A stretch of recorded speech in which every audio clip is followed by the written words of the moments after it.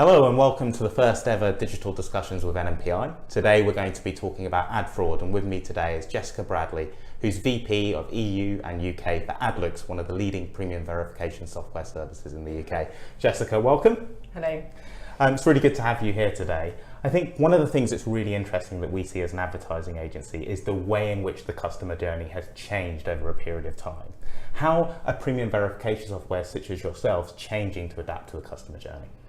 Yeah, I think it's really interesting, and last year, 2017, definitely we noticed a change in the way in which fraud was being looked at as an industry. I think historically it's been very much a tick box, managing fraud and managing brand safety. Yeah. And definitely through some of the press that we saw throughout 2017, it's really pushed advertisers and agencies such as yourselves to really focus in on it and not just say that they're transparent, but actually really show their advertisers that they are consciously making an effort to provide their clients with the sort of safest platforms for their advertising.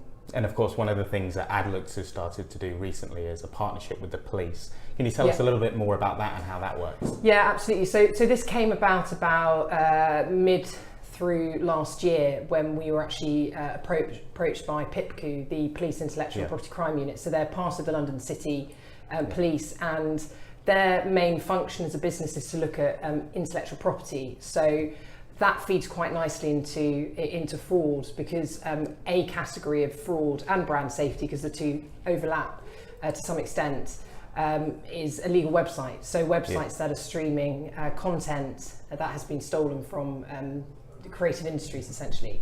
The way that PIPCU see this is that for as long as ads are landing on these websites, they're generating revenue, they're always going to exist, so this content's going to exist. So their first port of call, interestingly enough, was to go to the Gambling Commission, because the majority of pop-ups and ads on these illegal streaming websites tend to be from the gambling industry. Right.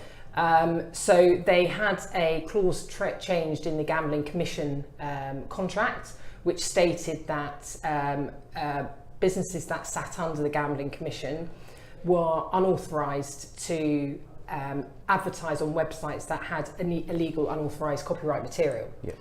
So that was their first step in actually trying to crack down on that part of fraud. Okay. So naturally, Adloox felt as a strategic partnership, and also to help to start regulating the environment more, was to create this partnership with PIPCU, where we'd be looking at other areas of fraud, because illegal website seems a very obvious place to start. But actually, fake websites, for example, that have pretend users coming to them, invalid traffic coming to them, in a sense, that's a criminal activity as well, because you are essentially stealing money from advertisers. So the partnership's very interesting. It's going to be a very interesting exercise over the next couple of years. We've got a lot of plans to go into different industry sectors. So the FCA will be our next port of call, where we will work with PIPCU to approach the FCA and get regulations changed within their contract. So in terms of deliverables from this partnership, I think the industry is going to see a massive shift in how fraud is dealt with, some regulatory changes that are really going to force advertisers to take accountability for where their ads are. Otherwise, they are going to see the repercussions of doing that, not doing that. It's certainly a really interesting subject, and of course it's a subject that's spilled over into the public domain as well. Mm-hmm. 2017 Absolutely. Was almost the year of bad press for the world of digital advertising, it really was, with YouTube, for example, being in the news, and big ad companies like Marks and Spencer's, for example, pulling their ads from YouTube because they were so worried about the content that they were appearing next to. Yeah, and YouTube's a really interesting one, and I think every single conversation that I have with a client at the moment starts with, what do I do about YouTube? A lot of advertisers, naturally, their knee-jerk reaction was to pull all of their spend, but I think that the media doesn't do a good job of actually giving clear guidance as to what advertisers should do, nor does it give clear guidance as to what YouTube is actually doing.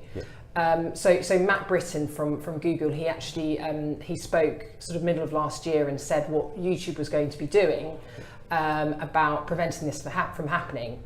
Now, everything he said that YouTube was going to be doing was retrospectively looking at all of these brand safety issues and these these channels that were clearly not supposed to be running on YouTube, nor having any advertising on them.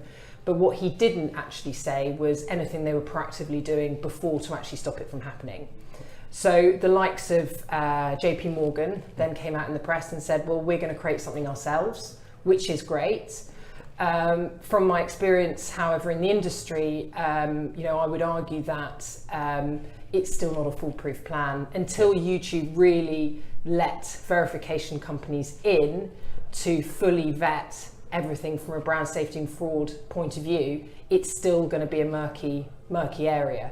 What I can say, however, is that at the end of Q4, Adloox signed a contract with YouTube to start a testing period into Q1 and Q2 with the view to having a full integration with them. So it's not quite there, but it's getting there. And I think there's going to be so much more of a push from advertisers as well. And something that I recommend strongly to my clients is, regardless of whether you're buying directly or you are working through an advertising agency, this is your budget. And it's up to you as well to take accountability and to also push YouTube to say, look, if you don't do something about this, if you don't allow integrations with the likes of Adloox, for example, or other verification businesses, we will simply stop spending money with you. So we're acting very proactively, but at the same time, I think there's going to come a point where YouTube just has got to accept that they've got to be more transparent, because otherwise people are just going to pull out. I think transparency continues to be a really key word in the world of advertising at the moment. It does. We're certainly under a lot of pressure from our clients to make sure that we're providing all of the transparency that we can. How can Adloox work with advertising agencies, or indeed advertisers directly, to help them get that transparency over their advertising activity? Yeah, good question. I think the way in which we work with advertising agencies and advertisers to provide them with more transparency is first in the way we actually look at fraud and look at brand safety. So we are one of the, actually the only vendor in Europe at the moment that has full accreditation to look at fraud at a much deeper level. So we look at the user traffic that actually comes to a website rather than just looking at the domain. Looking at the domain is great. You're going to take about 20% of the bad stuff away, but unless you're looking at the traffic actually coming to the website, you don't have a clear picture over the quality of that inventory that you're actually paying for. So what we do with both our agencies and our advertisers is actually provide them with data they can optimize against, and that's the key. Providing them with log level data where they can see a line item for every single impression, where that impression has landed. So they are taking accountability. So whether you are an advertiser, as I said, and you're buying directly, or you're working with the likes of NMPi, it's about having access and actually pushing to get that data which is available. And I think one of the big problems in the industry is that no one pushes enough. They accept industry standards for viewability fraud, so they accept that viewability is only going to reach X amount when we know as a business it can go up to 70, 80, 90%. They accept that you're going to have 5-6% non-brand safe. We know you can get that down to 0.1, for example. So it's about asking for that level of data which is available, but also working with a vendor that is able to provide you with that log level data that you can then optimize against based on your campaign strategy. Jessica, thank you. I think that's been a really interesting conversation. And I think the answer is really clear for advertisers who are looking for greater transparency. And that's to demand more of your media agency, and also make sure that you're using the best software available to make sure that you're not appearing next to inappropriate or offensive content, and you've got full visibility of where your media budget is being spent.